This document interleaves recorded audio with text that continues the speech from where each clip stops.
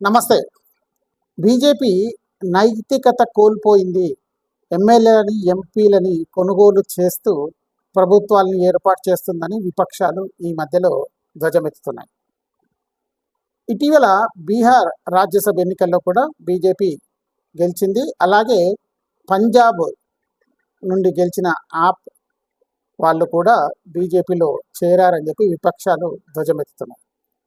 కొత్తగా రాజకీయాల్లోకి వచ్చిన వారికి గతంలో కాంగ్రెస్ చేసిన తప్పిదాలు, వారు చేసిన అన్యాయాలు తెలియకపోవచ్చు.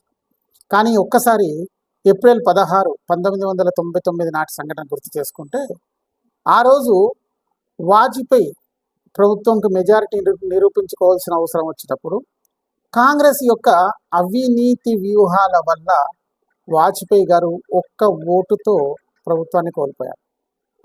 ఆ రోజు ఎంపీ ఇంద్రకుమార్ గుజరాల్ వాజ్పేయి గారికి ఇవ్వాల్సిన ఓటుని బీజేపీకి పడకుండా కాంగ్రెస్ ఆయన్ని కొనేసేసి కాంగ్రెస్ వైపు తిప్పుకున్నారు. అలాగే ఫారూక్ అబ్దుల్లాకు చెందిన సైఫుద్దీన్ సోజ్ కూడా వాజ్పేయికి వేయాల్సిన ఓటుని ఖురాన్ పైన ఒట్టు వేయించుకొని మరీ వాజ్పేయి గారికి వ్యతిరేకంగా ఓటు చేయించారు. ఒడిశా ముఖ్యమంత్రిగా ప్రమాణ స్వీకారం చేసిన గిరిధర్ గోమాంగ్, నిజానికి ఆయన ఓటు పనికిరాదు, కానీ అప్పటికప్పుడు ఆయన్ని పిలిపించి వాజ్పేయికి వ్యతిరేకంగా ఓటు వేయించడం వల్ల, ఒక్క ఓటు వల్ల వాజ్పేయి ప్రభుత్వం కూలిపోయింది. ఆ రోజు వాజ్పేయి కళ్ళల్లో నీళ్లు తీసుకొని ఎంతో భావోద్వేగంగా మాట్లాడారు.